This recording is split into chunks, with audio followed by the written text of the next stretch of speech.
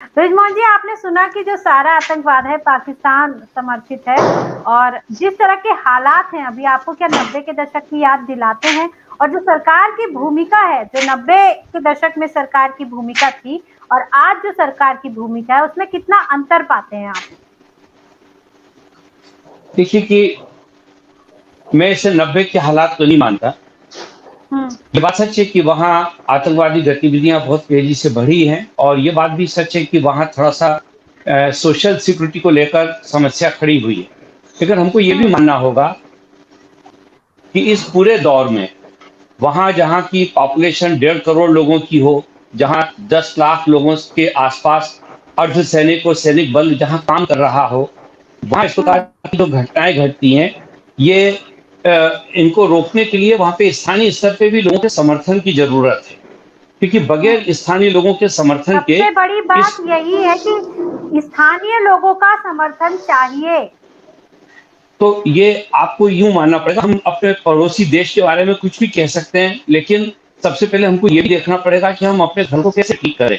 क्योंकि जो हम्म। चीज़ field force analysis ये कहता है कि सबसे पहले हमको उन चीज़ों पे नियंत्रण करना चाहिए जो हमारे अपने हाथ में, जो दूसरे के हम्म। हाथ में वो हालात ठीक करते हैं, हमारी शक्ति उसको ठीक करती है। तो सबसे पहले हमको ये तैयारी करना चाहिए, जो वहाँ पे हमारे अर्धसैनिक बल है, वहाँ उनको स्थानीय लोगों को विश्वास में लेना होगा। ये असफलता है अपने अर्धसैनिक बलों की कि उनके पास उतनी अच्छी इंटेलिजेंस नहीं आ पा रही है कि हम्म। उनको घटनाओं की जानकारी मिल सके और वो उसको रोक सके, या इससे जो जुड़े हुए लोग हैं उनकी जानकारी मिले और हम उनको या तो देश लेकिन की मेन टारगेट स्ट्रीम। किलिंग में आप कैसे जानकारी हासिल करेंगे ब्रिजमोहन यही जी, तो मैं ये आपसे कहना बताइए? चाहता हूँ, टारगेटिंग किलिंग के लिए जो लोग आते हैं वो जी। उनका अपना एक एजेंडा है, और इस ऐसा हम्म। काम करने वाले लोगों के बारे में जानकारी हमको इनपुट जो है इंटेलिजेंस हम्म। इनपुट तो हमको स्थानीय हम्म। लोगों से ही मिलता है। स्थानीय लोग जानते हैं, ऐसा नहीं है कि वो एक दिन में पाकिस्तान से बाहर निकल के आए और शोपिया में आके हम्म। कार्रवाई कर दे। ये स्थानीय हम्म। वहां पे ऑलरेडी बैठे हुए लोग हैं, और यही लोग वहां पे इन कार्रवाइयों को अंजाम दे रहे हैं। बगैर उसकी ये हम्म। चीजें नहीं हो सकती हैं। तो मेरा इस मामले हम्म। में कहना यह है कि भारत सरकार को एक बार फिर से अपनी जो भी उन्होंने उनकी योजना है उसका और बारीकी से उनको विश्लेषण करना चाहिए, और उनके हम्म। उन पहलुओं के ऊपर भी उनको ध्यान देना चाहिए जिसके कारण ऐसी घटनाएं वहां पर लोग कर पा रहे हैं।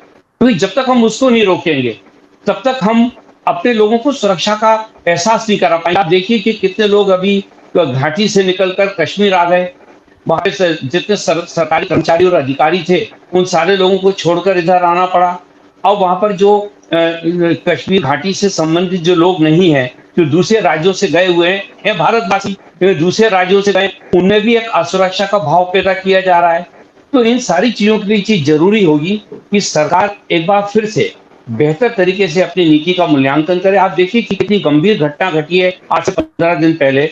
वहां पर जो एलजी ऑफिस है, वहां का एक अधिकारी जो कि सालों से वहां पे काम कर रहा था, उसने पूरे मुल्क में गन लाइसेंस बेच दिए नकली। हम्म। तो हम्म। ये आखिर कहीं ना कहीं ये तो मानना पड़ेगा ना कि सरकार की इंटेलिजेंस जो है वो फेल हो रही है। राजभवन में बैठा हुआ आदमी यदि ये काम कर रहा है और इसकी जानकारी यदि गवर्नर हाउस में भी नहीं है, तो इससे समझा जा सकता है कि कोई एक बहुत बड़ा इसके बीच में कोई एक गैप है। ठीक। इस गैप को भरने की जरूरत है।